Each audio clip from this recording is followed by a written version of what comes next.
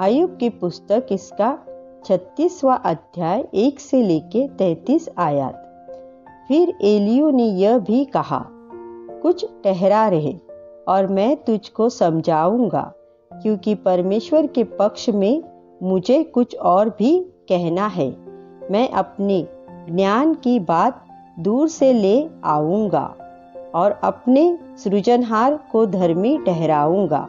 निश्चय मेरी बातें झूठी न होगी। वह जो तेरे संग है वह पूरा ज्ञानी है। देख, परमेश्वर सामर्थी है और किसी को तुच्छ नहीं जानता। वह समझने की शक्ति में सामर्थ्य है। वह दुष्टों को जिलाए नहीं रखता और दीनों को उनका हक देता है। वह धर्मियों से अपनी आंखें नहीं फेरता, वरन उनको राजाओं के संग सदा के लिए सिंहासन पर बैठाता है और वे ऊंचे पद को प्राप्त करते हैं। और चाहे वे बेड़ियों में जकड़े जाए और दुख की रस्सियों से बंधे जाए, तो भी परमेश्वर उन पर उनके काम और उनका यह अपराध प्रकट करता है कि उन्होंने गर्व किया है। वह उनके कान शिक्षा सुनने के लिए खोलता है और आज्ञा देता है कि वे बुराई से दूर रहे। यदि वे सुनकर उसकी सेवा करें, तो वे अपने दिन कल्याण से और अपने वर्ष सुख से पूरे करते हैं। परंतु यदि वे न सुने, तो वे तलवार से नाश हो जाते हैं और अज्ञानता में मरते हैं।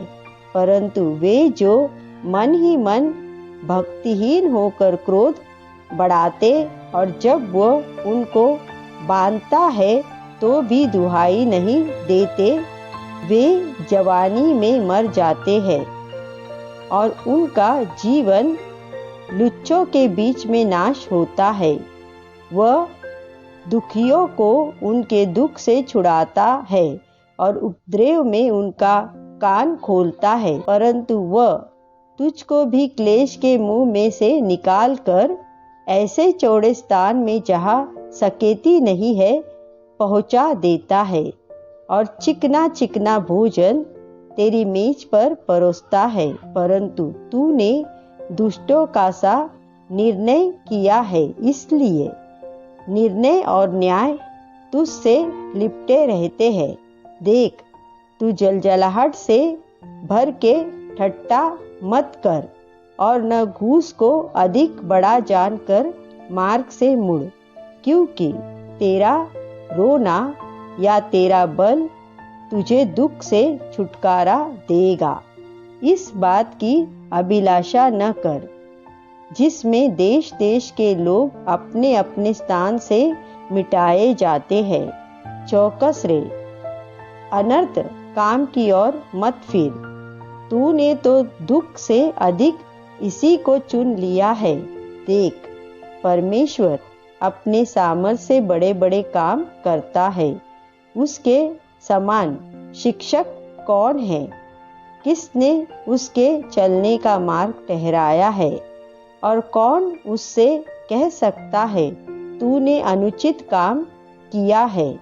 उसके कामों की महिमा और प्रशंसा करने को स्मरण रख, जिसकी प्रशंसा का गीत मनुष्य गाते चले आए हैं। सब मनुष्य उसको ध्यान से देखते आए हैं और मनुष्य उसे दूर दूर से देखता है।